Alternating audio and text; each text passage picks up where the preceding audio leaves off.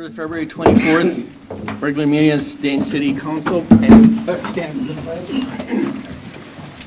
Pledge allegiance to the flag of the United States of America, and to the republic for which it stands, one nation, under God, indivisible, with liberty and justice for all.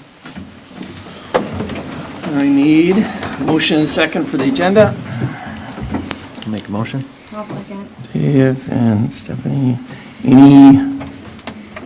any changes? I see you got the, Mr. Mayor, members of council, two adjustments or corrections to the agenda for tonight for approval is removal of item B from the agenda and amendment of item G to replace Kennedy and Graven to Eckberg Lammers. The agendas that are within the council chambers and posted on the front door are amended as noted here, but after the approval of the agenda, an updated agenda will be done online so that if you were to look back at the packet, you would see the updated agenda, not the one that was posted originally. Thank you very much. any other comments? All those in favor, say aye. Aye. All those opposed, say no. Carries 5-0. On to consent. I need a motion and a second. I'll make a motion. No, second. Okay, Sarah and Dave, discussion. I just want to thank the Planning Commission for their work on the, and Stantec for the landscaping and screening requirements and updating that and getting the shrub thing into some sort of sense of rationale instead of just the utter insanity that it was. So thank you for that work. I really appreciate that. I just have a comment on G. This in no way pays any money unless we go there. That's correct. Councilor Slonick, that is correct. It is just an agreement to have an attorney on board at this point. That is correct. Scott? Yeah. Dave? Nothing from me. Okay. All those in favor, say aye. Aye. Aye. All those opposed, say no. Carries 5-0. Open forum. Anybody here for open forum? Come on forward. Limited to 3 minutes for non-agenda. Are these non-agenda items? Yes. Okay, actually, why don't you go ahead first? Go ahead.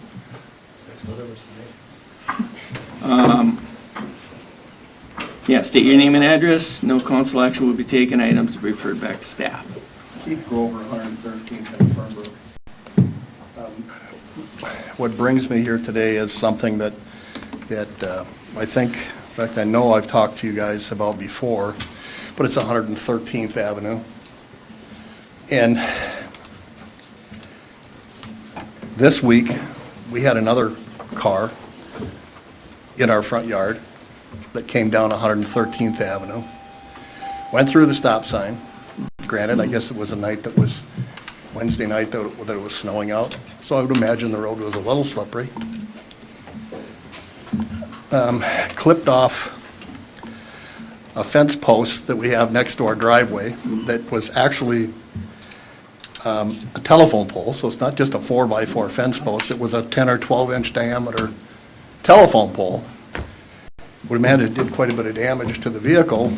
The vehicle ended up in my driveway sideways. Had I had a car parked in front of the garage and not in the garage, it would have hit the car.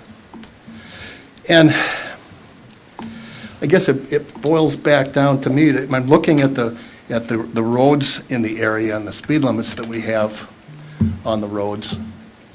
All of our side roads that we have, like the Parkway and Elm Creek Road, I know we don't set the speed limit there, but they're 35. The main east-west connector routes that we have, they're all 40. And they're quite long roads, and people need to get east and west in the city. 113th is not like that. I mean, it comes from the new development back there. The car load on that road is huge compared to what it used to be. But the road is less than a half a mile long from 121 till the end of it in the parking lot at Sundance Golf Course. And it's got a 45-mile-an-hour speed limit on it. You know, people don't drive 45 on that road. I can tell when they head west on the road, just by listening to them, that they're going 50, 60 miles an hour by the time they get halfway there, and then they start slowing down. You can hear that. I know we don't have enough police to sit on that road. There's roads all over the city that I'm sure that the police department gets complaints on that go too fast, but that road, the speed limit on it is set too high to start with. I don't know where the 45 ever came from. I think it was 45 when it was dirt, before they paved it. And which was not a big deal because nobody drove 45 on it then because it was too doggone rough. You bang the shocks off your car on that old gravel road. But it's been paved for, a few decades now. And 45 is just too fast on that road. It comes down and they try to stop at the stop sign at 113th. They slide through that stop sign. This week, there was one in my front yard. It hit that post, went into my driveway sideways, and ended up with this much room on each side of that vehicle between two big trees in my front yard. I can't believe they missed those two trees, but I guess they were somewhat lucky. They only took off one telephone pole. But that intersection, we all know it's a dangerous intersection, and hopefully the roundabout will fix that at some point in the future. But in the meantime, I think we need to slow down or seriously consider slowing the traffic down in that road from 45 to something less. I would think 30 or 35 would be a big enough speed limit on a road that's less than a half a mile long. I mean, how fast, and how much difference does it make in time to get there when you're going 30 miles an hour or you're going 45 or 50? I mean, a few seconds? I don't know. It's just not that much. The house south of me, they've lost two cars in their driveway. Luckily, no one was in them from the same thing. Not this winter, but here a while back. A car went through that stop sign in their front yard, totaled out two cars in their front yard. They weren't in there. So it's an issue, that you need to look at it. I don't know we can't solve all the problems, and you can't make people drive right. But at least if we have a speed limit that matches what should be on the road to start with, I think that's one step in the right direction. The other thing that I wanted to mention is, again, seeing if we can get some direction or some leadership from the council on approaching the county on doing something with the speed limit on Fernbrook Lane. The traffic on that road, again, we know what it's done over the last just 10 years. It's like quadrupled.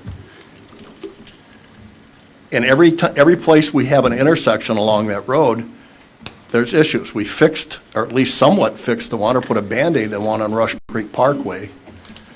But we still have 117th, we still have 125th, with no turn lanes. People come sliding up behind people.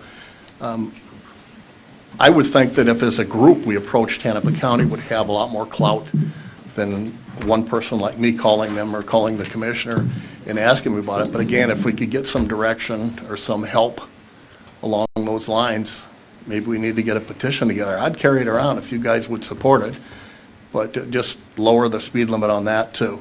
That would really help. But 113th is just the scary one for me.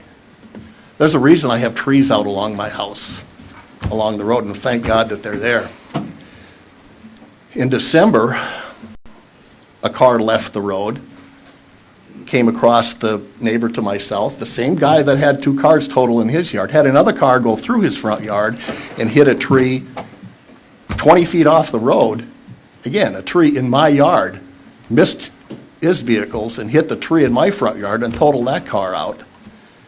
I mean, and those are just the ones we see with the carnage. There's so many other times that it's just like this close to somebody getting hurt out there. And I guess, anything we can do as a city to help alleviate and make that safer, I think would be a good thing for us to do.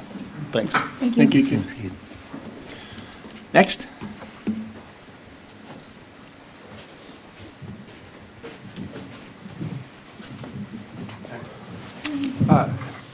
Name and address? Yeah, my name is Josh McCullitz. I live off 143rd Avenue North. I'm here to kind of ask some questions and inquire about a plan I've recently been made aware of to potentially put a water tower, water treatment facility off of North Diamond Lake Road. that abuts our neighborhood. It's mostly just about in his backyard, and then I'm on the street just behind that. So I think there are some obvious concerns about, the view or what that might block, how that might affect our property values, the size and what that would look like, what that plan looks like. It concerns me a little bit that it sounds like there's already been movement on the purchase of the property there, and it seems like the folks that are in my neighborhood are only recently becoming aware of this plan. And so I'm sort of curious as to what the typical process looks like for notifying people in the neighborhood of that plan, how far along that plan is at this point. Some of the other questions I have are obviously like about what other sites are being considered, if there's somewhere we can look at that information, where that would be shared, or I guess that would depend on how far along the process is. That's, again, a part that I'm not entirely certain on at this point. I would also be interested in knowing information about the party who sold that property. I think from public record, it had changed hands only about a year ago and is now purchased for around $100,000 more than the prior transaction. So I think for public viewing, I would be interested in having information about who that, like what that party is, what that transaction looked like. Some clarity around that would be positive, I think. Yeah, I think that kind of covers primary concerns. I think there's a lot of folks in the neighborhood just concerned about how that impacts a neighborhood that a lot of us recently moved into. Our phase probably finished development in the last year or two with like final houses going in, and the timing seems a bit odd in comparison to that. It feels like there's a lot of land inside of Dayton that is still quite empty, lots that are still being sold. And so it would be of great interest to myself and others in our neighborhood, I think, to understand what that vetting process looks like and why other sites aren't or haven't been considered to this point. Yeah, I think comment on that and some public information around that would be much appreciated. Do you have anything you want to? I'm Casey, off of 115th, right behind him. And pretty much just the same questions as him. What comparative analysis, what other sites were available, or if that was just the best one. I'm also kind of curious about as well. Okay. All right, thank you. Would you guys be able to fill that out just so I can Oh, get your yeah. names Absolutely. spelled correctly? Yeah.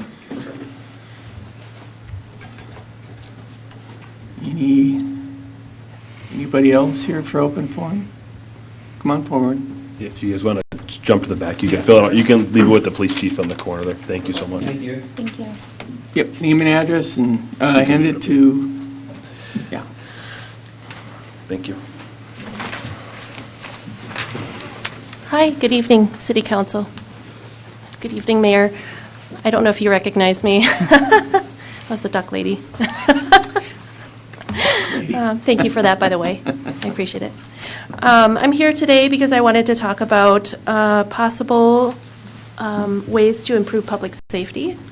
Can we get your name and address for the Oh, record? sorry, Nope, sorry. okay, My thank name you. is Stephanie. I live off of Grandstrom. Okay.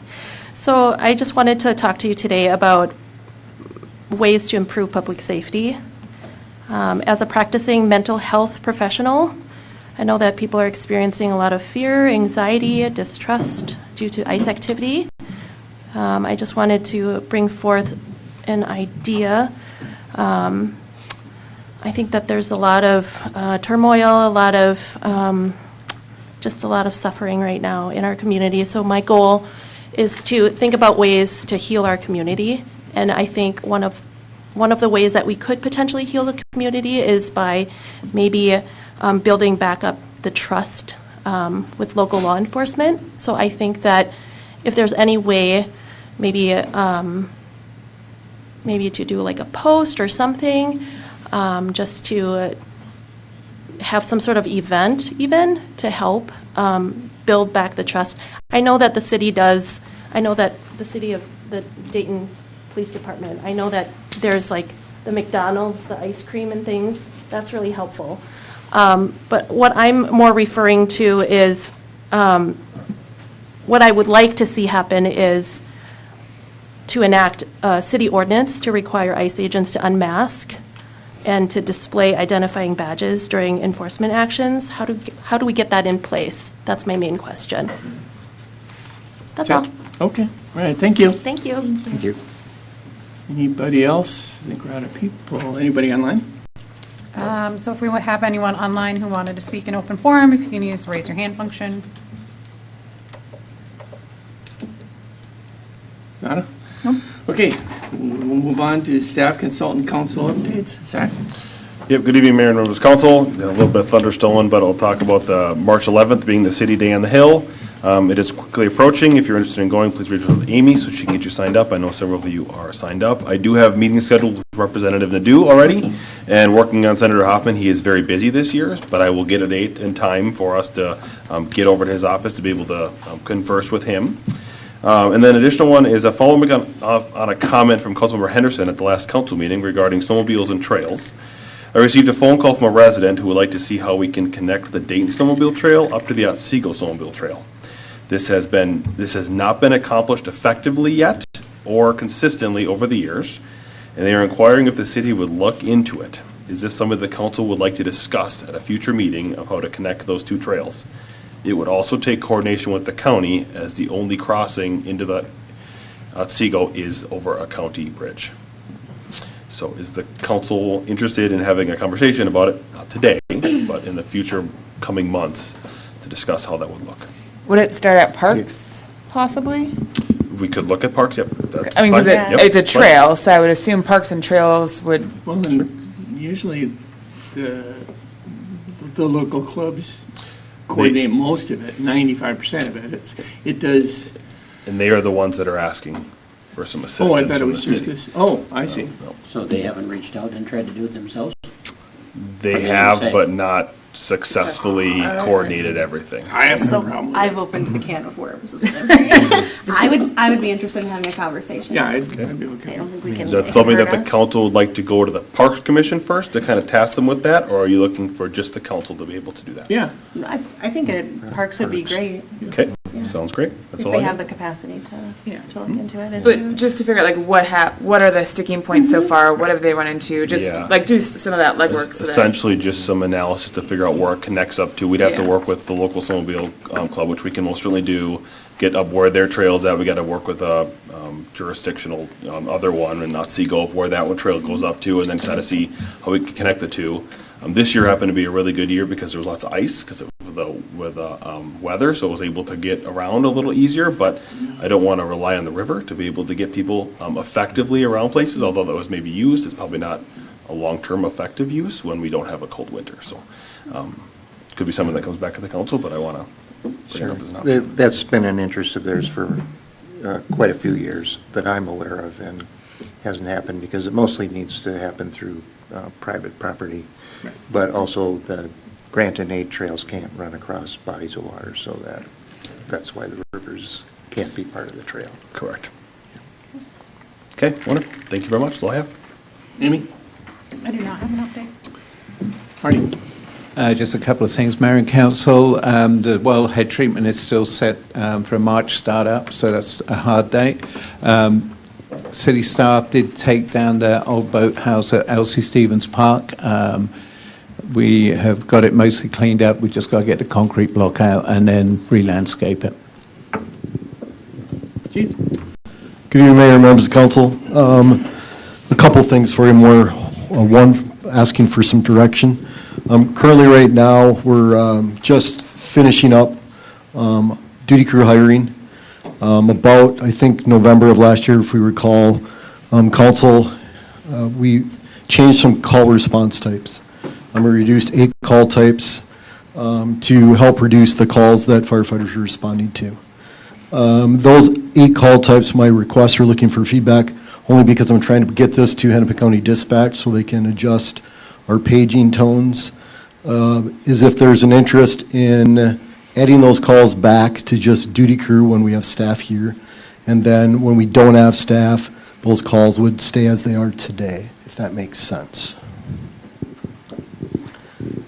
So we'd utilize the staff that's in place during duty crew hours to help law enforcement with that.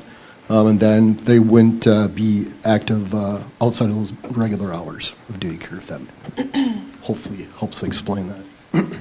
And that's, that they can do that, because I thought that changing the tones was complicated, but that's within their realm of, Yeah, that's why I'm asking now, Okay, only okay. because we're trying to get that scheduled. It takes about 3 to 4 weeks to get it done. So I'm in that process, just finishing it up, going to send it off to dispatch. Otherwise, we can leave it as is, but I just want to entertain the idea from council at this point in time.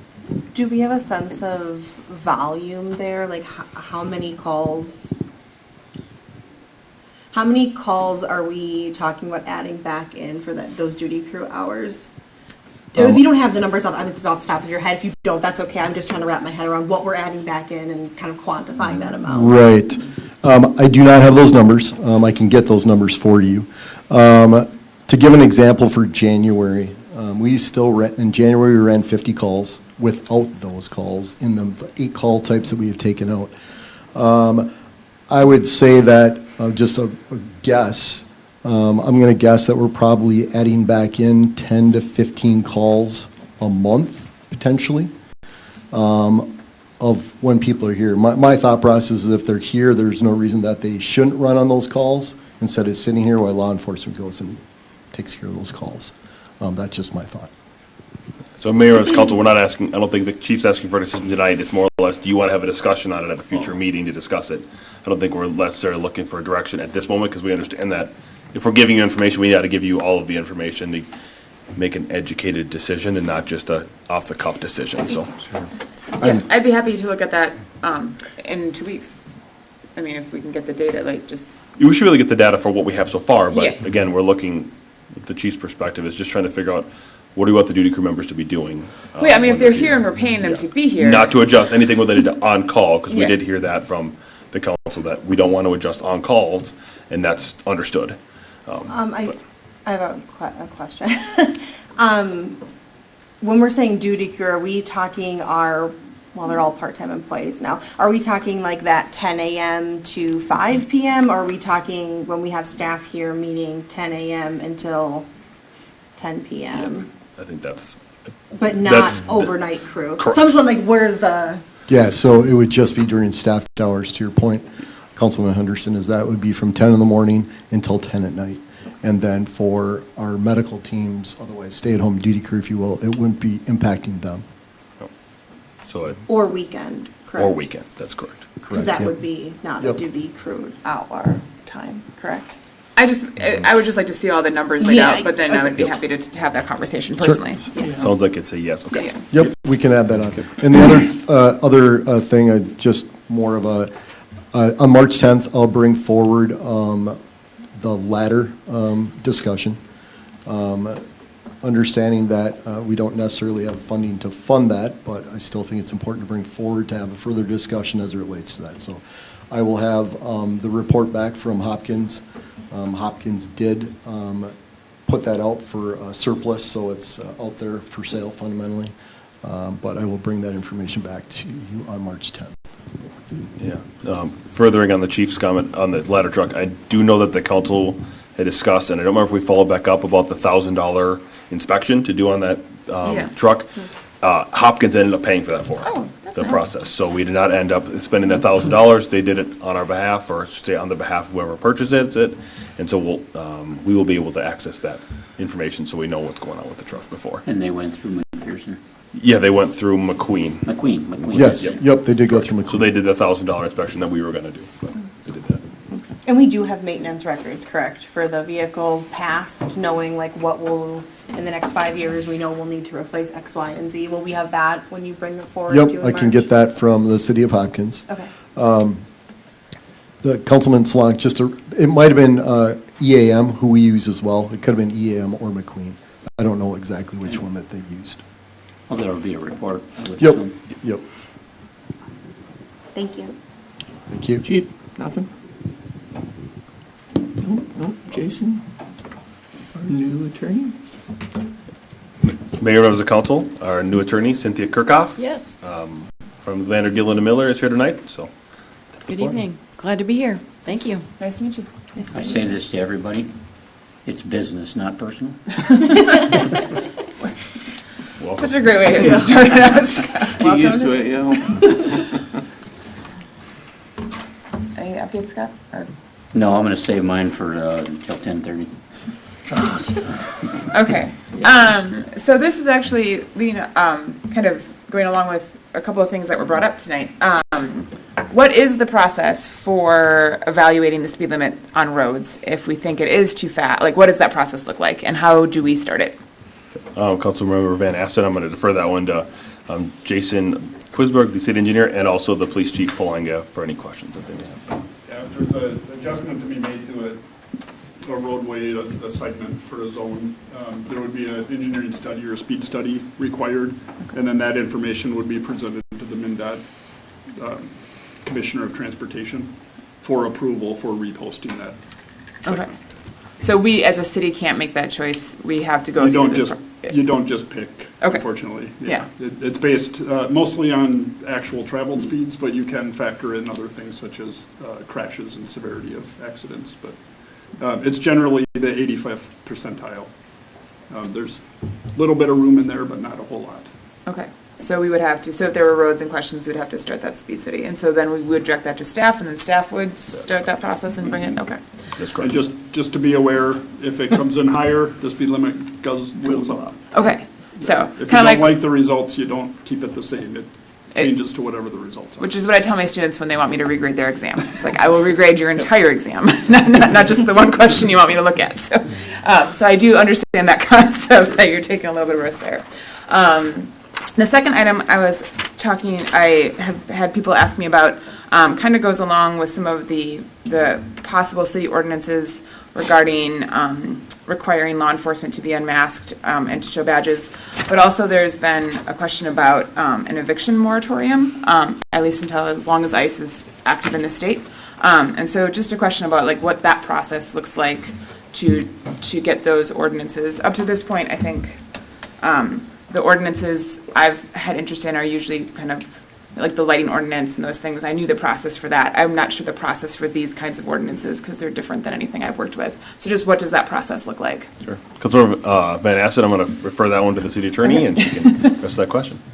Mayor, Council, the question about the eviction moratorium, the city would not have the statutory authority to enact any kind of eviction moratorium. Okay. So that's all state law process. Okay. Adopting any ordinances would be, regardless of the masks or the badges, that would have to come through the council and be approved by the council. Okay. There are state and federal laws that may apply to both of those issues. Okay. But would it necessarily go through planning commission though? Like normally ordinances like that, that's why I'm not sure this is a different kind of ordinance, so. Yeah, that would just be a council. Okay. Yep, Okay. a council item to review. Okay. Unless you wanted to refer it to another body, it would just be yours to act on. Okay. Yeah, Councilmember Van Asten, I think there's difference between zoning kind of ordinance Yeah. stuff and general code, city code kind of Yeah. things. And those are, and what your question is a general code item, which Okay. has no jurisdiction in planning commission, just comes right to the council. Okay. And we would have to hold a public hearing, and just like we do the normal process at the planning commission level, just the public hearing would be happened Okay. at the city council level, not there. Thank you. I just, like I said, I've only done the ones that are like, that planning commission ones. So like, I know that process and I just didn't know the process to respond to these, to people. If someone is interested, should I have them contact you to like get the process started, or what would be the best process for a resident to get this started? Yep, so the best process would be if the council wants to see it, let me know. Okay. At least two of you, that's how we've handled this process, is that any two council members can bring an item forward. Okay. Otherwise, if there's another council member that's interested, doesn't want to talk right now, just send me an email. As long as you send me an email, then I'll have two of them, then I can get direct staff and the city attorney to start working on items related to an ordinance, so that would be how it would work. Thank you so much. Yep, thank you. That was it for me. I have nothing. Dave? Nothing for me. Nothing for me. Okay. On to item H.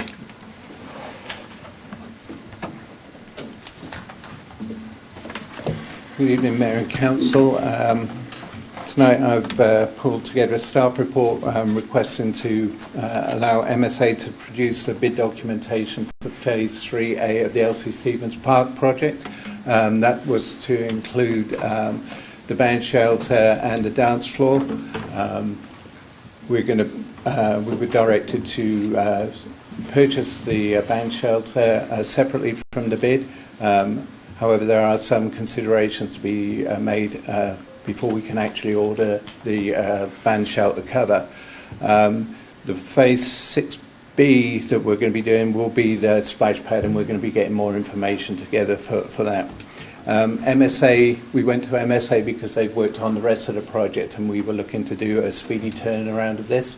They did all the concept work on this and the master planning, so I contacted them to pull together a scope of work, which they did, and that's in your packet. That will cover everything to pull the bid documentation together, all the engineering, civil engineering, electrical, all the aspects that we need for this.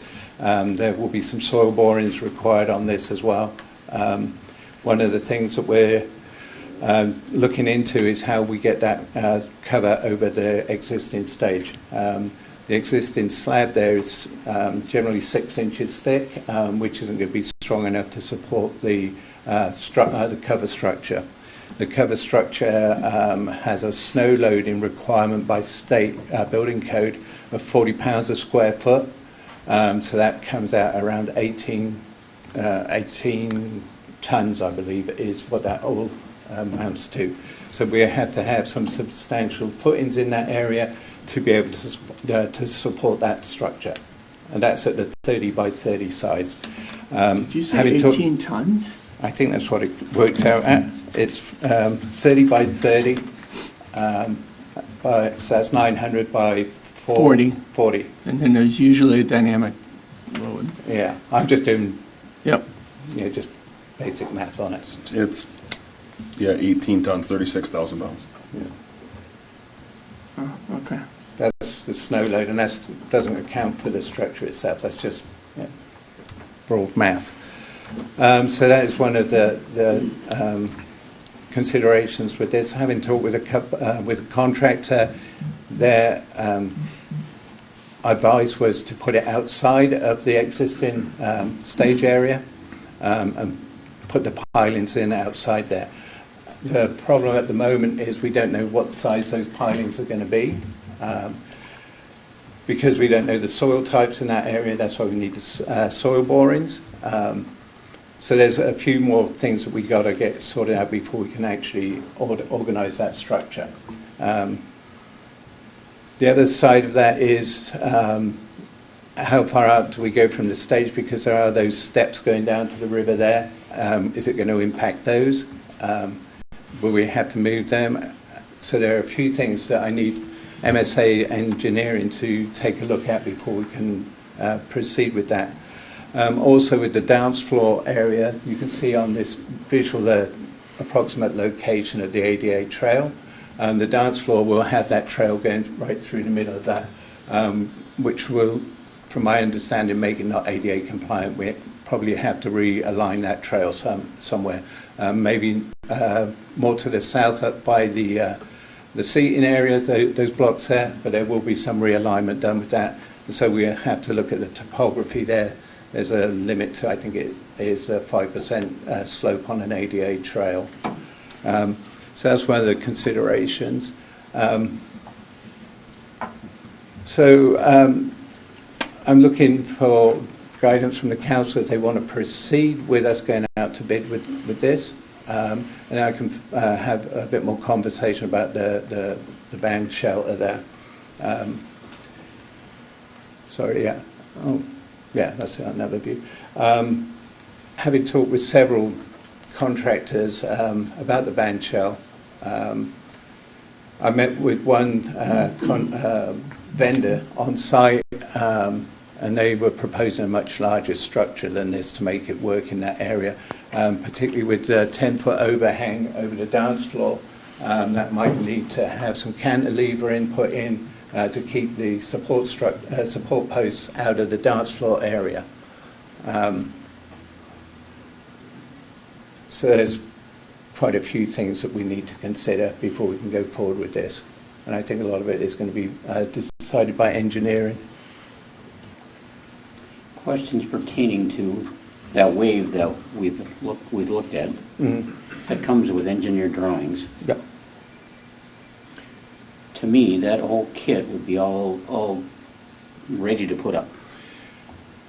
Now, I might be wrong on that because I'm not an engineer. We need to get the engineer drawings to make sure that they're structurally sound for that load, and it takes a while for those drawings to be done. Last quote I got was 8 weeks to get those done. And this is primarily for the concrete and the For pylons? the concrete, yeah. For the support, however we choose to support that structure. And if we raise that stage and add 16 inches of concrete to it, you are increasing the amount of concrete for holding that frame. I cannot believe 16 inches of concrete won't hold that thing. I don't have those numbers, so I can't answer that question, but just some talking with one of the vendors, they were talking about a 36-inch diameter hole for the pilings and probably 6 feet deep. That's just what they were telling me. That's not based on any engineering, that's just based on their experience.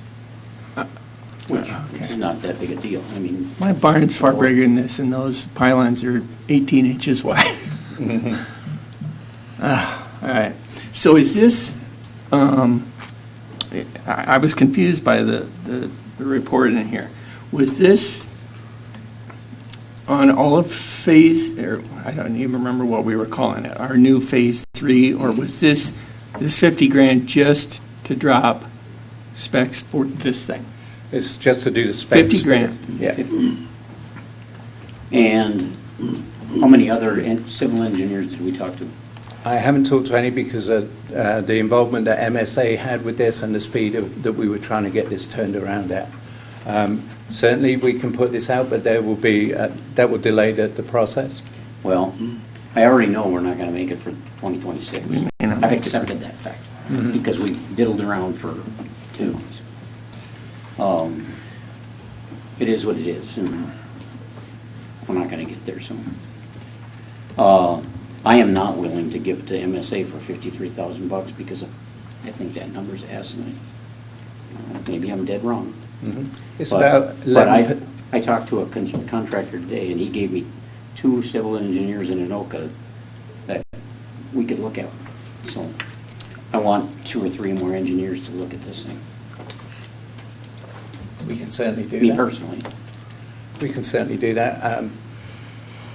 I don't have a problem with doing that. We would just have to make, I'm not sure how the transition would go from MSA to a third party. We'd probably have to go out to RFP for this, I would imagine. Would it Yeah, Mayor, members of council, we would not have to go for RFP. We can just obviously look and see what we can give the information out that we have. That is our information, so we can check and see. But there is no requirement for an RFP process. If we're trying to get this thing done at a somewhat decent speed, adding an RFP is going to add 2 months to this process. And Well, It's not going to happen this year anyway. Speeds, I mean, we're toast. We, like Scott said, we screwed around and we missed the window. So we're out till next year anyways. I have a question. Sorry, I'm going to Go cut you ahead. off, Mayor.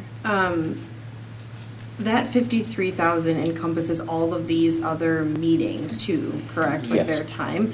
So my question is are we duplicating what we've already done?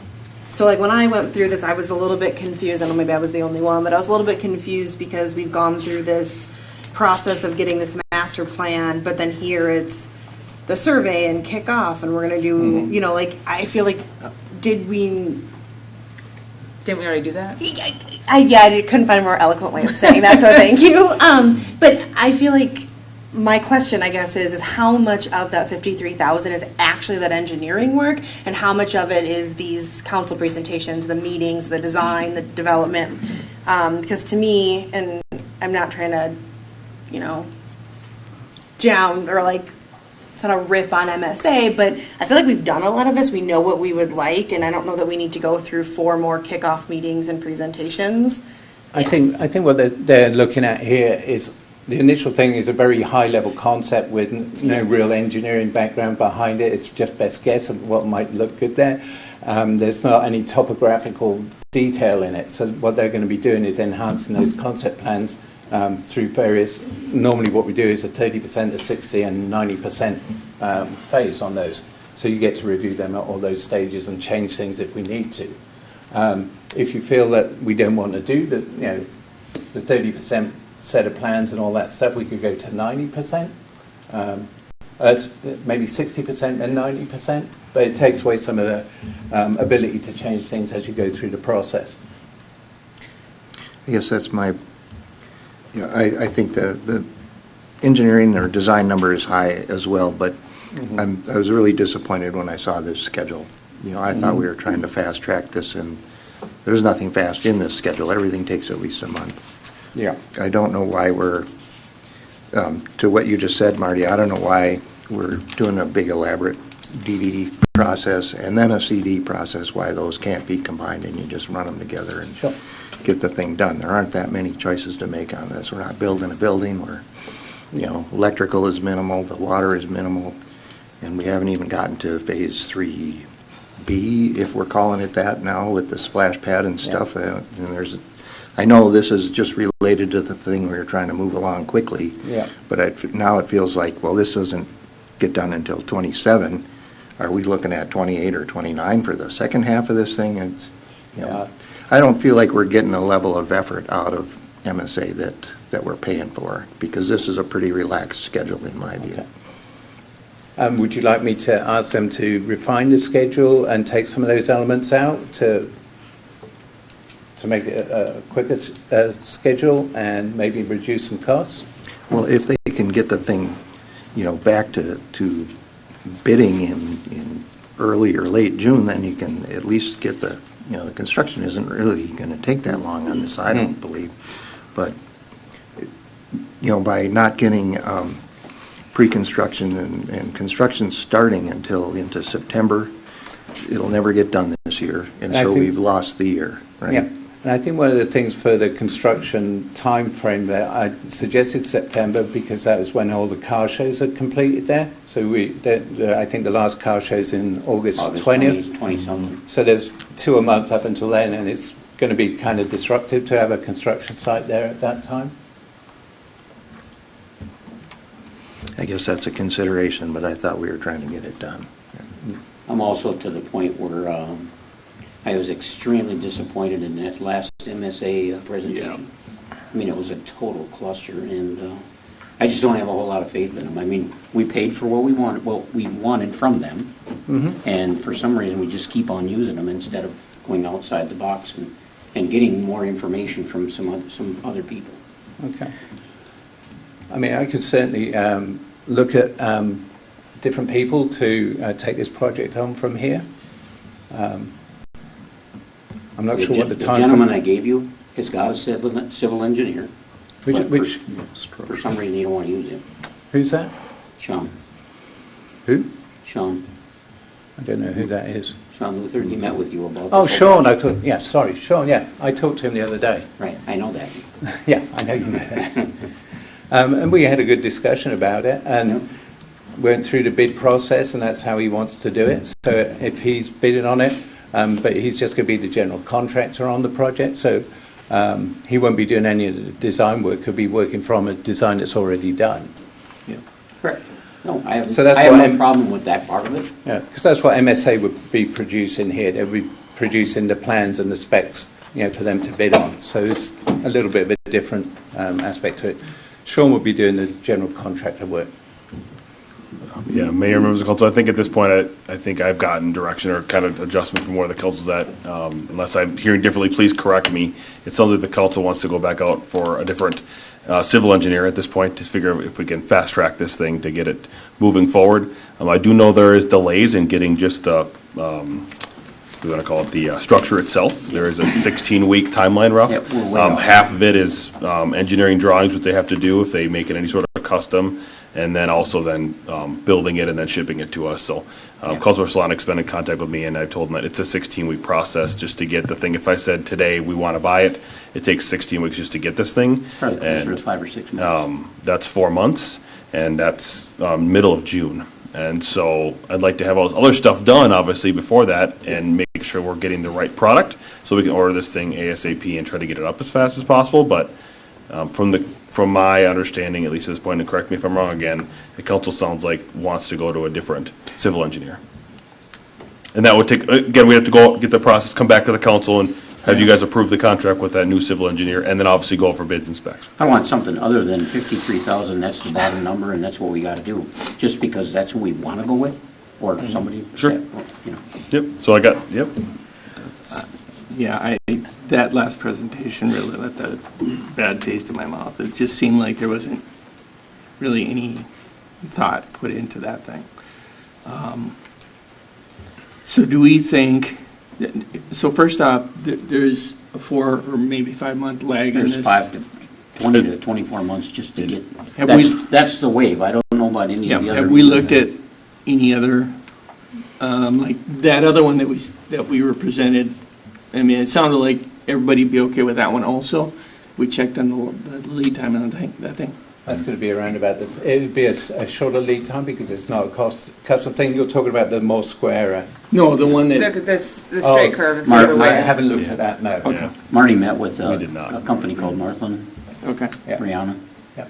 She can come up with some designs on the shelter that they had, and it can be adjusted. Their design was 30 by 20, in other words, it narrowed down in the back. And I don't think we want the narrow down in the back, because then half of your stage, or a third of your stage is uncovered. Right. They can adjust it to go 30 by 30, or whatever you want. Yeah, we still need to figure out what size that is actually going to be and how it's going to be engineered so we get the overhang at the front and don't impede the stage or the dance floor. Those are a couple of things to consider.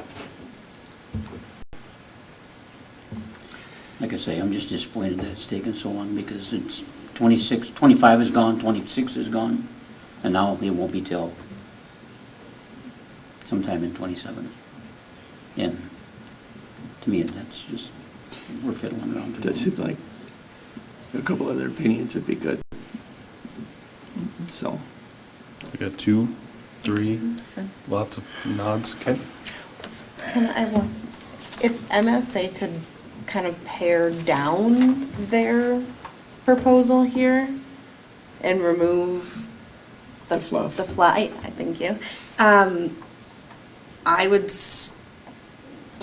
like to know what their number would be if they pared down the I would extra. like to. Just to keep, gave the option, seeing what we can do with them, because we've been working with them on the projects. I understand keeping with the same person you've been doing all of that work with. So we could see what their pared down proposal would be, and then some other to compare it to. I think that would be really helpful. I would do that anyway, just to see what that looks like. Appreciate that. To be quite honest, I only had a quick glance through this before I had to get the packet out, so I didn't, look at the numbers real hard. I did notice it was fairly high. It's 11% of the cost, and that's kind of what their engineering cost, their engineer's estimate for the project is. They generally range from 7 to 11% on their costs for a project like this. But I will definitely look around for two more quotes and see who we can come up with. And do we think, as far as timeline goes, just to kind of, full circle of what we're asking for and then a timestamp on that, do we think that that's something that we could have by the next council meeting? Do you think it would take longer than that? I'm just kind of in my mind trying to gauge how long it would be. I don't even know who I'm going to be looking for just yet. Councilmember Henderson will do our best to get it back to the March 10th meeting. We understand that the project is wanted and desired by the council to get it done this year, or the sooner the better. And so we will do what we can to make sure that you guys have information in front of you to make an educated decision on the 10th, to be able to provide direction. And then obviously we're going to look at, it'll be in the same meeting, we'll look to do the same thing again, approve a civil engineer and then approve the plans and specs so we can keep this thing rolling. Every time we can't get down the road 2 weeks, unfortunately, that's 2 more weeks at the end that we don't get to have it, so. Well, like Marty said, I don't think you're going to do any construction. You might be able to get some concrete poured in between shows. Yeah. Well, if we can do bits and It's going to be pieces. extremely tough. Yeah, well, bits and pieces is better than nothing, in Yeah, my I agree. opinion, so. I appreciate the work. Welcome. Thank you. All right. Thank you. Okay. Item I.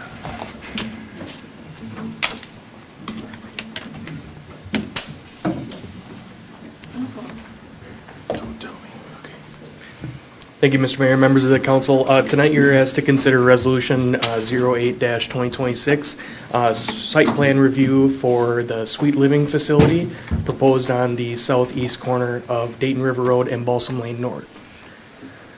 So just some background, you saw a concept plan for this project in December. At that point, the council had expressed interest in allowing an assisted living / memory care nursing home facility type in that area.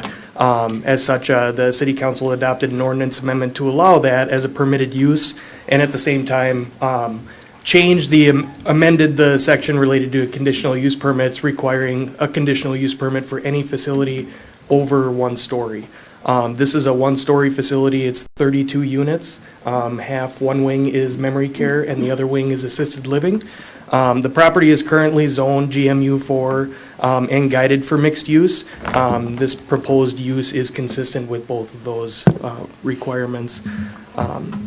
Site plans are required to be reviewed by the Planning Commission and City Council for all new and expansion projects in commercial and industrial districts, confirming consistency with both the 2040 Comprehensive Plan and the zoning ordinance. So the site plan that was in your packet was very similar to what you had seen in December. Not much had changed, though there was more detail provided, as these will be plans that they will finalize for a building permit in the coming months. The applicants have proceeded with the preferred L-shaped design that was a preference of both the Planning Commission and the City Council. Setbacks are met as detailed within the staff report. This is an interesting district where it not only requires a minimum, but it also sets a maximum to have that front orientation towards the right-of-ways within this area. The parking count is 25, where 16 spaces are normally required. I believe that in the narrative, the applicants have stated that at max employment, there would be a total of 7 employees on site at any given time. Applicants are also proposing here, down in the bottom left of this picture, a center cut in the median of Balsam Lane, which will be coordinated by the applicants through the construction process, and the landscape plan also includes replacing the landscaping within that median area. Staff will coordinate with the applicant related to the specific types and styles to make sure not only are they consistent with the other plantings that are located within the median, but also we're not causing any issues related to sight lines for drivers. The architectural design is residential in nature with LP horizontal and shake siding as well as stone accents. And here's a couple of elevation drawings. So I mentioned briefly the landscaping previously. There are only a couple of comments that staff had offered for the applicant, and the applicant has expressed that those conditions of approval are not to be an issue related to moving forward with this project. One of them is related to this area up on the north property line in Dayton River Road. Although it is bisected by the Dayton River Road right-of-way, there is large lot, single-family residential that is across from this use. So staff has requested that additional landscaping to provide a little bit more screening to those neighbors be provided. And again, the applicant had stated that that was not a concern or an issue, and those updated landscaping plans would be provided at the time of a building permit and verified by city staff. The same circumstance is also shown down here in this area on the south side of the parking lot. This is adjacent to a multifamily apartment, and there are units that are along that building wall with windows, and just providing a little bit of more screening related to the parking to avoid sight lines with vehicle lights and things like that for the adjacent residents. So not for the planning commission, this is for the city council. The planning commission did hold a public hearing at their meeting in early February. After minimal discussion and no public present for the hearing itself, the planning commission recommended approval 5-0 of this. City staff also recommends approval, and there's a resolution in your packet for consideration. Happy to answer any questions. Any questions? I had, I guess, two. One was more of a comment, but was more for the applicant, but I don't know that they're here. Yeah, yep, the applicant is here tonight. Oh, okay. You can come forward. Anybody have any questions for staff in the meantime? Name and address? Yeah, Jeremy Larson, 1824 Berkeley Road. Mr. Mayor, members of the council, thanks for having me here tonight, and I'm happy to answer any questions you may have. Yeah, so this is more of a general one, and I just don't know, how this comes into play, because I don't think we've had healthcare facilities here in Dayton before. This type of planning also requires Health Department, Minnesota Health Department review of the plans and specs in their approval as well, and that is intended to happen in parallel with the building permit process. Yep, so that would happen a little bit further down the road, but yeah, we have to go in for licensing with the state of Minnesota, so, and the building official at the state as well, so from my understanding, that's more with my construction team, but yeah, there's a process with the state in both of those areas as well. Okay, and you run quite a number of these, so you're familiar with all that, I am sure. My other comment was around, I did see that there is a quite a bit larger facility that is going through, I think it got concept plan approval in Maple Grove recently that's quite a bit larger than this. It's the other side of town from here, I gather, but they're putting up a 195 unit facility that's going to have some assisted care and some memory care as well. That doesn't affect your planning? No, and actually we already have a facility in Maple Grove and right across the street in Corcoran, and we don't see an issue. Okay, that's all I had. Thank you. Yep. Any other questions? No. Okay, thank you. Thank you. Okay, I need motion and a second. I'll make a motion to approve. I'll second. Any more discussion? All those in favor say aye. Aye. All those opposed say no. Motion carries 5-0. Thank you. Thank you. Item J. Here, members of council, looking for approval of the payment of claims. City staff and myself will stand for questions. I have some questions. What was the water overage charge on page 104? What happened? That is because we exceeded our appropriations with Minnesota Department of Health, and they allow us X amount of millions of gallons to use per year, and we exceeded that with the summer irrigation. Okay. We tend to do this every year currently. Okay. Stop watering everybody, but, okay. Also, Clover doesn't take that much and stays short, just gonna put a plug out for Clover. Next thing, the Ehlers Conference, it was in a couple different places. There was one 350, 250, and then a 950. So that wasn't a... 950 would have been 2 people going. Okay. So the Ehlers Conference is a community development and finance conference that is held together at the same place. Highly recommend maybe council can go next year as an item, so we'll make a plug for that and then see if we can get you guys signed up for it next year as an item. Well, I didn't realize how many council members actually went to that. Thought it was more of a staff item, but I stand corrected, I guess. So that was John, Hayden, myself, and then our accountant Dina. So actually 4 people went. I was only able to make part of the session, so mine was a little cheaper at $250. There's some morning sessions as well that were available that I just wasn't able to make with my schedule, so I figured I wouldn't pay for it if I can't go there. Yeah. And so that's why mine was cheaper, and then the other 2 were John. Okay. That's why I was just, I'm like, it's here 3 times, but none of them are the same, so I thought it was all the same conference, and that was just not tracking for me. So, thank you for clarifying that. Makes sense. Those are my things, thank you. Thank you. Those are They do have some good presentations, by the way. They do, yep. So the Ellis Conference is very good. Again, I didn't even think about asking council, not because I didn't want you guys to go there, but just because of the fact that it was mostly normally staff. I did not attend last year and wasn't able to just based on my schedule, and tried to make it a schedule this time. And there was some really good items related to items that council probably would really enjoy, related to finances with TIF and tax abatement and how managing finances works for the city overall. And there's also some ones with community development with some success stories of what's been working. There was an item on cannabis this year. There was some items on just other communities and how they're functioning with community development, how they're handling big data centers, and big, kind of, I'm going to call it private projects that you end up signing kind of that non-disclosure agreements, NDAs with. So it ended up being a really good conference, which I appreciated, but something that council can most certainly look at doing next year. It's always the first Thursday and Friday of February every year. So if you guys want to look at your calendars, again, it's a year out from now, but if that's something you guys would be interested in, we most certainly can go. It's about $350. It's been about that price the same for years. Thank you for that clarification, and I do want to go next year. Okay. Can I get a motion in a second on Jay? I did have one more question. Oh, I have a question as well. That's fine.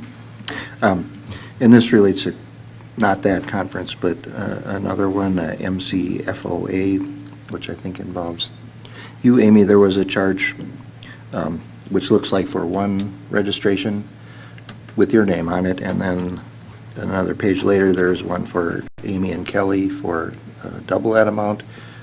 I just am asking So there's to make sure three. there wasn't an There's accidental not. second There's charge. three of us going out of There the is three. office. Two of Okay. us have the same last name, and then Kelly. Got it. Thank you.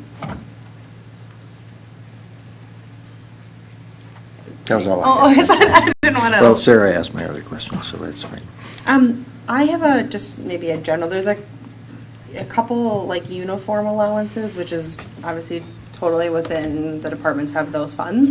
But normally they have a name attached to them, and these ones don't, which kind of got me thinking of how do we track that? So how do we track, every, certain employees have uniform allowances. How do we know how much each employee has spent or has left to spend? Great question, Councilmember Henderson. What we have is our accounting technician who inputs all the accounts payable, receives all of the invoices. And when she comes across a uniform allowance, there's a tracking spreadsheet that we use based on the union contracts. And then she, like I said, we could put uniform allowance names, not a big deal, but then those uniform allowances get coded to that person. At the end of the year, there's a reconciliation done. I'll use myself as an example. I went over my uniform allowance last year. There's then invoice sent to myself. I then have to pay the invoice back to the city that it said I went over my allowance last year, and I owe back the city the dollars of what it was over. Mine was like $40 or something like that, related to some, again, just gear, shirts and whatnot. But it's tracked pretty tightly because she sees every single invoice, and so if she sees one that comes across as uniform allowance, she'll ask questions about, those can range from boots to jackets, anything in between. But those are tracked and then invoiced back to the employee if they do have an overage. And it has happened numerous times. Yeah, I think this particular one, it just didn't have a name associated with them, and so that kind of was like, oh, well then, if it doesn't have a name in here, are we still tracking it? Or I know We for are. sure we are, but just making sure that, we're doing our due diligence and asking the question. Correct. I appreciate that. Yep. That was my only question. Okay. Need a motion in a second. I'll make a motion to approve. Second? I'll second. Any other comments? All those in favor say aye. Aye. All those opposed say no. Carries 5-0. And on to item K.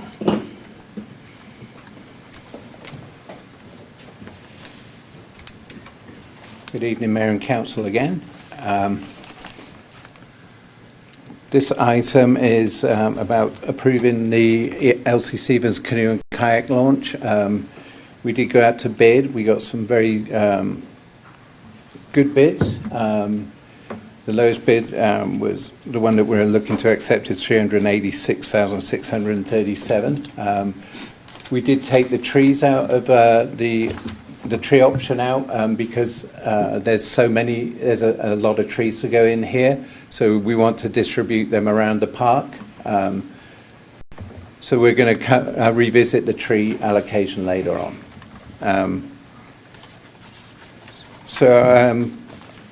I guess if you have any questions about the bids, or... I don't have a question about the bids, I'm just trying to figure out,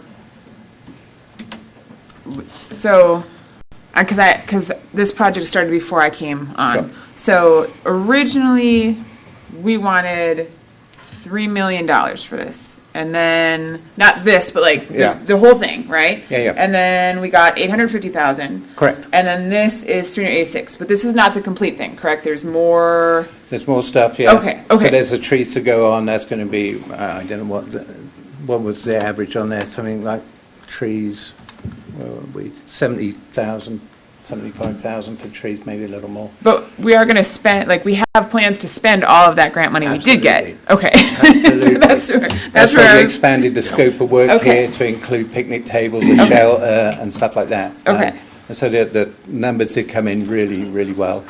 We will be using some of those funds on Gooding Park. Okay. Some planning stuff over there. That's the thing that we're working with Three Rivers to get a launch in there. So we will be putting some money into that as well. Okay. And So, we do have 100,000 from the National Park Service as well. So we do have a total budget for the project of 950,000. okay. I just want to use it all. Yeah. If we.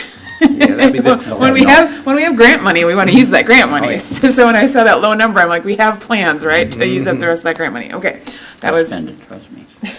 So my question is on the bid responses, as it relates to the prefab shelter. Yeah. piece of it. So all of the other bidders are 56.6, Yep. 67, 60, and the apparent low is 5,700. Yeah. So are they putting up a tarp and a couple of 4x4s, or? No, they're putting in exactly the same because it's So in the how did they scope get of such a work. different number? They just didn't use the finger right. If they put the wrong number in, they should have added another zero on to the end.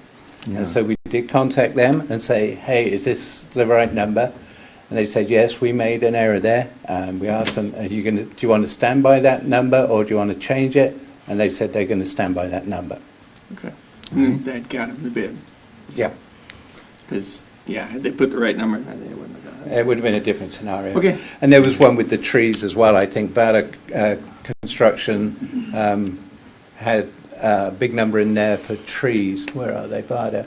Yeah, they had one set of trees at 262,000. Oh, that's an extra zero there. 26,280. So we did talk to them about it, but the trees got taken out, so it didn't influence the end numbers.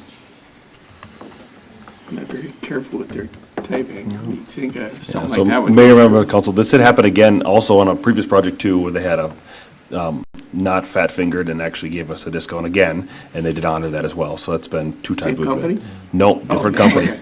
I was gonna say. And so it's happened twice. It's a positive. We've always contacted those companies just to ensure that we're getting the same thing for the cheaper price, so that we aren't all of a sudden getting just tarps and some sticks. Great. Bank error in our favor. So we'll take that. All right, I need a motion and a second. I'll make a motion to approve. I'll second. Okay, any other discussion? All those in favor say aye. Aye. Aye. All those opposed say no. That carries 5-0. On to item L. Good evening, Mayor and Council. What I have here is an opportunity to go out for RFP for events support and sponsorship consultant. Staff have been talking about this for a little while. To help us when we got activities and events like Elsie Stevens, we would looking for somebody to come in and give us some guidance on best ways of running things, add in some support to staff, maybe making recommendations for bands and acts that could be going there, but on an as-needed basis. And also we've been talking about some sponsorship opportunities, maybe to the building at Elsie Stevens, maybe getting some sponsorship for that, and we wanted to try and get some of that stuff going now. This would be somebody who could act as a third party for the city, to go in and negotiate with the bigger companies to see if they are willing to do that and build a network with those companies at this time. I I guess that's kind of where I'm at with this. Yep, yeah, so Mayor, members of council, the reason for this request is that we have times when there's lots of heavy activities, and we don't have enough staff time and staff ability to spread ourselves thin, and/or we may not have the expertise to run that activity or that event. And so this would be an ability for us to call on somebody to help us, whether that's with a contact, whether that's with who to go to for what, where to get something from. But this would be on an on-needed or as-needed basis. This is not an employee. This is somebody that we can call and say, hey, can we get some help for a limited amount of time, or can you run this situation? It happened last year where we're trying to run bands in the park, and that is not the forte of the individual that's running it. So we had some kerfuffles here and there because we don't know how to run those type of events. This could be somebody that we could call and say, hey, can you help us with that process as we continue to expand events and expand activities throughout the city. Trying to get more assistance and help in an expertise area without spending any more dollars related to consistent time or part-time staff or another full-time staff member. So is this to help plan them, or is this to help run them? Both. Okay. And Also sponsorships as well, so something that cities cannot do, we cannot advertise. We can advertise and say, we have something available, if anybody would like to be a sponsor, fantastic. We did that for the dog treats, we've done that for other things. We can't actively go and seek sponsorships from community or from community members and or businesses in town. That's not something that we're legally allowed to do by state statute. By we, do you mean staff or Staff. city? But council members could. not necessarily. I don't know, I'm asking. I'm Risky. Okay. Yeah, gray area? Okay, yeah. Or for the attorney if she's got any, but I'm gonna say really gray. Some cities have like a sponsorship policy where it's worked out at the council level for all this stuff. That seems like that would be part of all of this. Okay. I mean, I'm new here, but that's the first thing I was thinking of, is there'd be a policy that would be created about where you're going to allow advertising for different businesses, if it's just this particular park or other activities you have in the city. Okay. Is this what Rogers did? I don't know that for a To fact, get but I all the would. sponsorships on that building? That would be the policy related to sponsorships, yes. Yeah. But I mean, In turn, yeah, essentially. I'm a little frustrated with this one because, I mean, the position for that didn't even exist 2 years ago. Then it went to halftime, and then we moved it to full-time, and now it seems like we're not keeping up. And I don't understand that. So I think it's more or less a resource for them when they come and ask us and we go, we don't know, go find your own information. But- And that that's was, what we're looking at.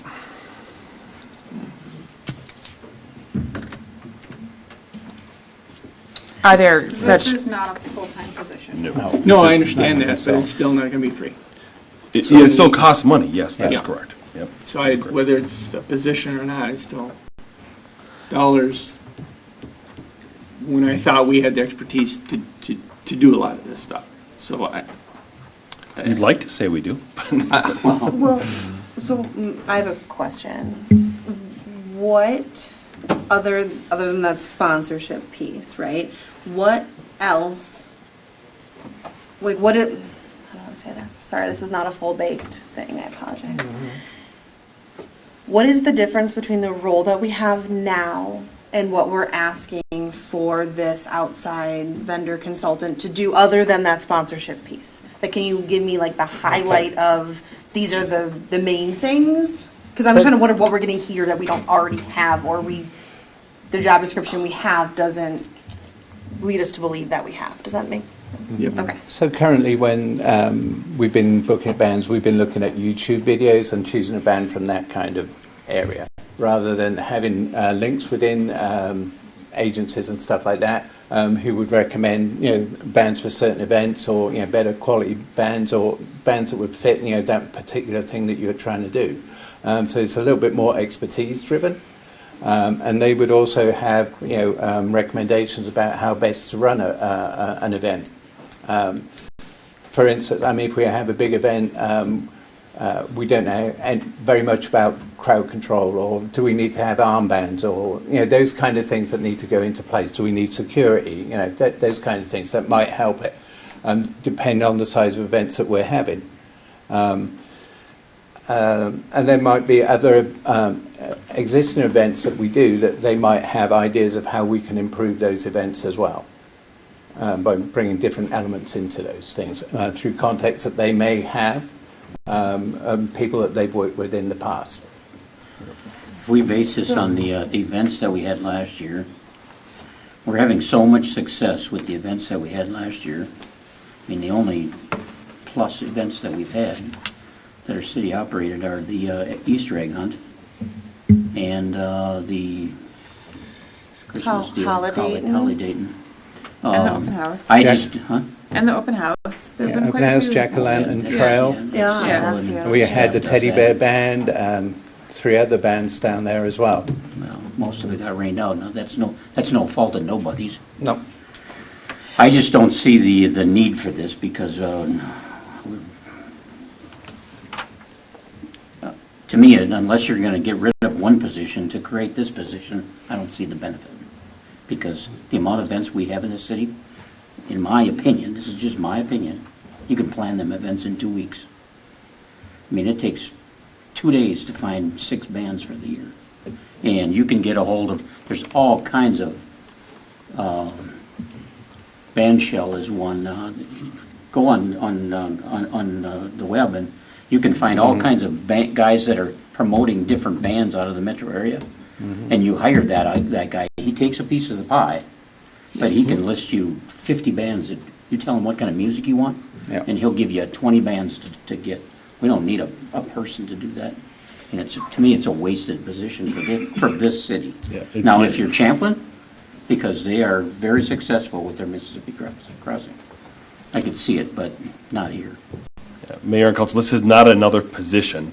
We are only trying to use this as, well, it will come out of dollars. Yes, it will cost money. I'm not saying that it is free, because it is not free. However, we are not looking to add a position as in set salary, set benefits, set anything else. This is our wanting to have more and better successful events. And I don't know how to help somebody who's in the position that's trying to learn, is that it's trial by fire, right? You have to try something and it fails. Well, then now we're blaming that person for having a failed event because they didn't put on the right event. And so this is our ability to say, can we get that person some help? And doesn't mean that this person's going to need it every single event. It's just, how do we run events more successfully? How do we run activities more successfully? I can't run them. I know Marty's probably not the best person to run them. And how do we give that person the resources to have them succeed here if I don't have anybody for them to go to? I mean, they can call up a friend, sure, and call another community up and see, but that community might have a competing thing where they don't want to give up that weekend, or they don't want to give up that contact for the person that's helping them because now they can't help that community. Again, this is just our ability to try to see if we can help. This is what Marty and I came up with. We don't want another person. We don't believe that there's another position needed here. It's just we want to do our best for the communities we can for the best activities and events as possible. So I'm not sold on this yet, but we're not being asked to approve it either. We're asking to look at some proposals, and I would be okay with doing that. I do have one question, though. Is the intent to have that person then on some kind of paid retainer, or is it pay as used? Yeah, I think on a case-by-case basis, as we need to bring them in, that would be when we would pay them. Yeah, I guess I don't know enough about it to know, what do these people offer us that we don't have today, and I think it would be okay to look. I do have a question. Again, it's an RFP, so there's not any, we haven't set dollars, like how much will this cost? There's no commitment. Correct. But my question is where does the money for this come from? Like, do we have that in the budget already? Is this like an extra? Like, what fund would something like this come out of? So this would come out of the general fund, out of the activity center budget. So that individual who's running the activity center would have to understand that, okay, if they're going to use the consultant for pay and to be able to use that services, that's coming out of their bucket of budget dollars that they have available. It's not an additional bucket of money. Just like with Marty's budget, if he wants to do something in Public Works, he has to figure out, is he gonna do this professional service, or am I buying this piece of equipment for my guys? One of the two. And this is no different than the activity center individual or event, person is, do you want help with this event, or would you rather struggle with it and buy more supplies or whatnot? They have to manage their own budget. So it's not like an additional dollars. We're not looking for anything amended in the budget this year. Again, we don't know what we don't know, so this is kind of our RFP process to figure out what that looks like. So my question is, a lot of what this sounds like is professional development, right? We just talked about conferences, going to conferences, because, I don't think any of us expect anyone to be an absolute master at their job on day one when they're hired. No one is. And I go to conferences for my teaching job to learn how to be a better teacher and to try new things. Are there not, if there are professional development opportunities for this person, we would not be questioning their use of going to conferences to learn how to do this. But if those things don't exist, and this is a way to basically create a professional development opportunity that does not exist, I'm not necessarily opposed to, as, like you said, we don't even know what these numbers are, we don't know what this looks like. So I think, I just also want to say, and maybe people are saying it, I've never said it, I totally get that our events are new, and that I don't expect anyone to be amazing at absolutely every single thing the first time they try it. Some things are going to work, some things are not, some things are going to get rained out, which is nobody's fault. Sometimes we have huge turnouts that we don't plan for, and sometimes we have lower turnouts, and it's like when I plan classes. One semester it runs, it's full. The next semester, same teacher, same time, whatever, I only have half the students in it. There are so many things that are outside of people's control. So I hope if anyone is throwing shade at that individual, that they should stop that, just for the record. They're doing an amazing job. But if there is not a professional development opportunity, and this is a way to kind of create a professional development opportunity, I can be behind that. But also, if there is a bigger event that we simply do not have the staff for, and we need to, that's why I was asking, is this to run the events, or is this to plan the events? Because sometimes if we simply do not have the bodies on staff to run an event, then we got to get the bodies somewhere. And so I would be okay getting numbers and having some sense of what this even looks like. I don't even know if We have no idea if this who even does exists. this? Yeah, that's what, We have no idea. So the RFP could be, nobody does this, and then we have to find a different It sounds plan. to me like it's a mix Okay. of help. And if they're pulling it out of already a fixed budget, my concern is that it swells in next year, because this thing seems to have grown and I'm not seeing any improvement. So that's what I'm looking at. We went from having, well, you know the history of that. So Mayor, we have had 3 people in that position in the last 3 years, so just FYI, it does cycle I when we have the understand. same person over and over. This would create, if we had this position, might create a little more consistency for those type of events and be able to carry back and forth on which ones work. Now, we know which ones work now, but But so I'm okay More going out information for is- getting more is fine, information. yeah. Yeah, I'm okay with that. Because we're not committing to anything. this is not a commitment. This is just to go off RFP to even see. Again, I don't even know if this exists. This is Marty and I putting our heads together to say, is there something out there that we can do? I don't know. Okay. Do you need us to approve a thing? Okay, I make a motion to approve this process. Need a second? I'll second it. Any more discussion? All those in favor say aye. Aye. Aye. All those opposed say no. No. You're no. Yeah. Thank you. On to item M. Evening, Mayor and Council. As Council is aware and remembers, South Diamond Lake Road was improved last year with a mill and overlay project in 2025.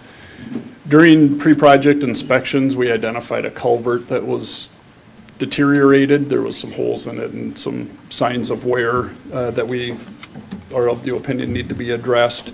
We evaluated full replacement of the culvert prior to the road improvements versus lining of just doing a lining within it without excavation required for the pipe. The lining was found favorable, both in costs and risks to the project, not to mention delays for closures and other concerns during the construction time. being a subsurface improvement made it independent of the road. In other words, we didn't have to disrupt the road with it. So because of that, there was no similar work elsewhere within that project, and the cost was expected to be under $175,000. The decision was made to move forward with this as a separate project, which also allowed us to do invitational quotes to contractors of our choosing to complete the work. Good thing we did, because we ran into some pretty significant permit delays that pushed it all the way till this year. So we did acquire the DNR permit finally, but just looking at the project now instead of the intended last year completion that we had anticipated. Just a depiction of where this is on South Diamond Lake Road. It's near the boat landing on the south, we call it the southeast corner of Diamond Lake. And then just taking this from a previous presentation that was used last year to show a zoomed in view of where the culvert is, as you can see by the red oval on the screen. So the plans have been prepared for these improvements, the permits acquired, and the contractor quotes have been solicited. 3 quotes were received by the 3 listed on the screen, with the low being $95,600. I apologize for not completing the chart or the table below this. The estimated project costs, the numbers are correct. The first line is supposed to be construction, the second is engineering, and the third is other indirect costs, including testing and the permit that was acquired for the project. So we expect the entire project to be around $116,800 for it, and that would be funded by the city stormwater fund. So our recommendation is to award the contract to the low bidder of Subsurface Inc. and then complete the work this summer. So, What was your estimate? The original estimate for it? Yeah. When we had gone out for, we didn't have, well, it was identified with the project, so this was not identified in the CIP. This was identified when we were doing the pre-work. We reached out to contractors that did both types of work.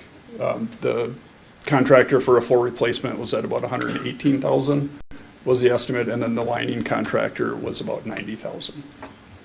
So that was part of the decision, and again, to avoid settlements and disruption to the roads and detours and other factors, we thought the subsurface replacement would be, or improvement would be, a better solution.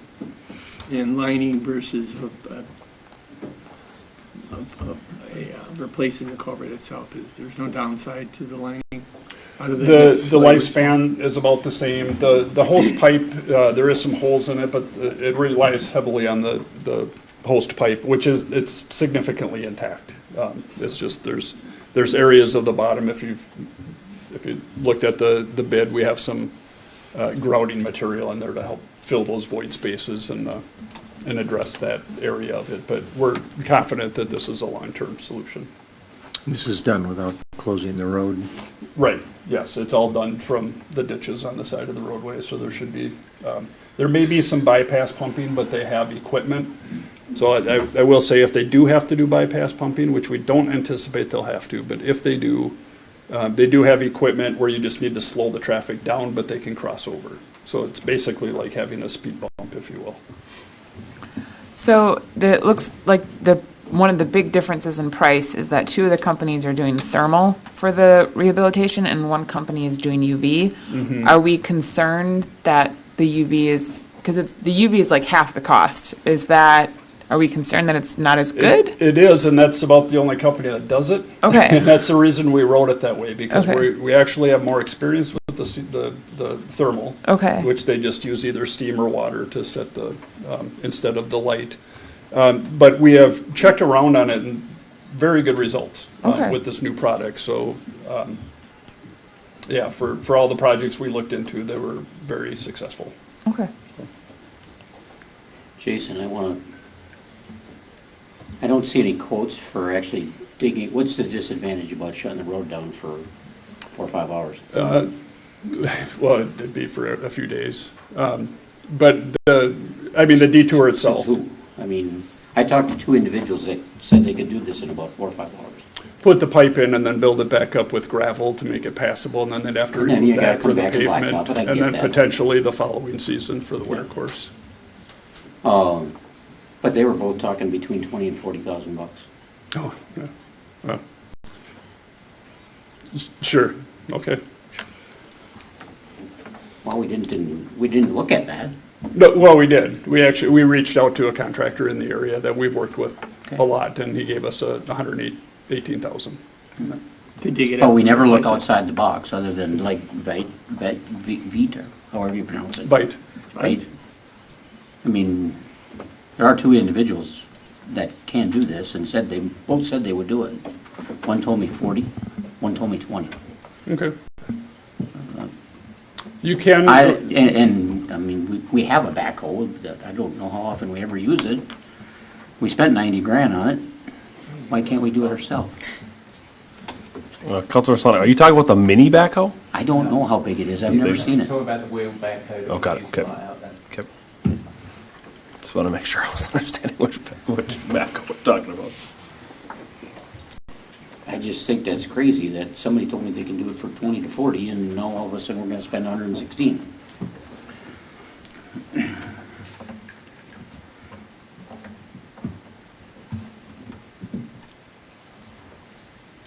Okay, any other comments or questions for staff?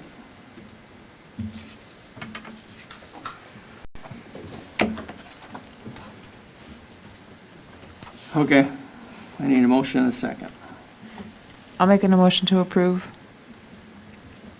Second, I'll second. any more discussion? All those in favor say aye. Aye. Aye. All those opposed say no. No? Okay. That carries 4-1. And on to item N. Hello again, Mayor and Council. We are looking at the southwest corner of Dayton on the other side of I-94, generally the area indicated on the screen. Council's probably familiar, there's been a proposed development in this area as shown. The rendered or the colored area actually is beyond the property that is owned by the property wishing to develop. Just to note that part of this does include a city-owned parcel in there as well. But this is a general layout. This drawing is dated, but it generally represents the roadway and utilities certainly, and then general configuration of where the development would occur. Little background on it. There is, as council is aware, significant infrastructure needed to service this area. We need to bring sewer and water in, as well as roadway off of Dayton Parkway, being the only potential connection for transportation to this area. It also includes, as noted, improvements outside of the owned area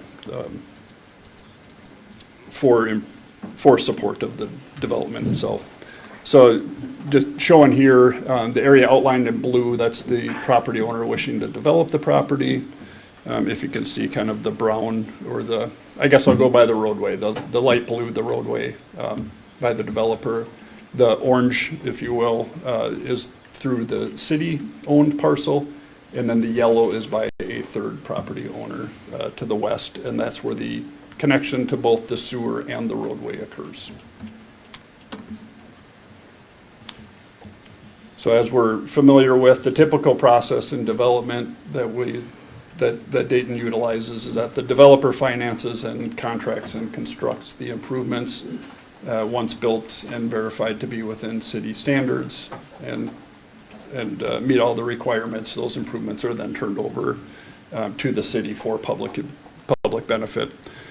Because these improvements are across multiple properties, the city is considering contracting and constructing the improvements that benefit more than one property, and then the last part of it would still remain as the responsibility of the contractor. So just shown graphically here, the city is considering a project that would involve constructing that through the yellow and the orange part, so through the property owner to the west, through the city of Dayton, and then that would end at that common property line with the single property owner remaining to the east, and then they would be responsible for continuation of those improvements to support the development. So the process proposed here is to obtain the site and design information available for this area. A lot of work has been done already by the proposed developer's engineer, so we would utilize that information. We would supplement that with any additional information necessary for the final design and completing the construction documents. And then we would bid the project publicly and construct it under a city contract for the improvements. Anticipated costs are a very high level on this, but we're thinking around $3 million for the improvements, as shown on the previous slides, with the breakdown estimated as shown on the screen. There are significant wetland impacts with this, so that is a big component of it. Those approvals are in place for the impacts and the mitigations as well, which is a big plus because that's a big hurdle. So the recommendations, if council wishes to move forward, is to approve the proposal for engineering services. That would be the production of the plans and specifications for the improvements, and then continue to coordinate access through the properties as necessary to allow the construction of the improvements, and then complete the wetland mitigations as necessary through the project as that becomes appropriate. And just to note, the construction timeline could be evaluated. In other words, the plans could be completed, and if there's any reasons to expedite or delay the project, that could be adjusted without losing out on the benefit of the plans. So the plans will benefit regardless of the timeline of the construction, is the point. So if there's any questions on this one, I know there's a lot involved with it, and I kind of ran through it quick. Mayor, members of council, before anybody goes any further, we just need to make sure we untable this item, so we'll need a vote to untable it before it gets moved forward. So, thank you. Do I need to make a motion to untable it? We might as well now. Yeah, make a motion to untable it. I'll second it. All those in favor, say aye. Aye. All those opposed, say no. My question, Jason, would be, we need the yellow before we can do any of it, right? Yeah, sorry. Yes, that is where the intersection was constructed with Dayton Parkway. And the ability to relocate that to avoid entering that property is extremely difficult, Almost extremely. non-existent. Yeah, it's So- definitely not a long-term solution, and it's a very, very expensive, if even achievable, short-term solution. With the wetland impacts is a big component of that, but then.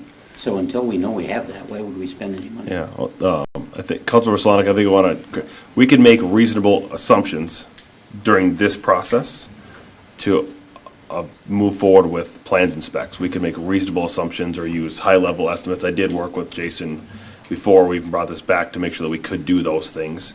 To address your question, Councilor Slanik, because there's obviously the best option is that we're on the property, but if we can't get on the property, there is a reasonable assumption we can make based on other soil borings and such done in the area. We can make reasonable assumptions. And these are also good for years, right? I mean, The soil's not The going to plan. change. the analysis Yes. will yeah. hold. The plans have all very long shelf life, yeah. Yeah. So we have to do this at some point anyway. It's not like, so Correct. might as well just do it now. Well, if it Yeah. gets developed, if you get access. If you get access. I think that's the next question. No, I know it is. But this has to come first. But ultimately, there's going to be an intersection at Yep. Yeah, at I mean, this it's, point. at some point, it's, and the soil's not going to magically change in the next 20 years, so, I would assume. Right, right. So, it doesn't have to get built today, it doesn't have to get built in the next 5 years, it's still going to be good and helps us with information, so. Okay, So I'm in favor. need a motion and a second. I'll make a motion to approve. Second. I'll second it. Any more discussion? All those in favor say aye. Aye. Aye. All those opposed say no. I'm a no until I know we got access. Motion carries 4-1. Item O.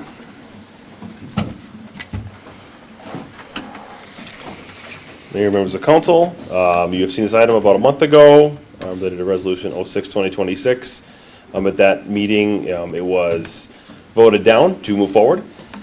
There was additional information gathered by city staff with direction from council of if either items change based on a change in the legal opinions that we had received. So I'm not going to go through a bunch of the background because that's already been gone through at the January 27th meeting. This is the same property, same exact process. Those additional legal opinions have been sent to council, and so I will stand for any questions that you may have related to this item. I do want to note that authorizing this item tonight does not put us from 0 to 100. This allows us to go down the process. My goal is always to do what's best for the city, both financially and purposefully, and that I will always touch base with the council before next steps are had, so that you guys are aware and you gals are aware of what is going on at all times. This is a new process for myself and understanding it. I'm going to work heavily with the attorney that was approved earlier to be able to figure out what we need. Again, I will use them as needed because every time I touch base with them, that will cost more money. And so I will do my exact best to figure out how I can navigate this thing appropriately and course it through the 0 to 100 scale. So I will stand for any questions. Need a motion in a second.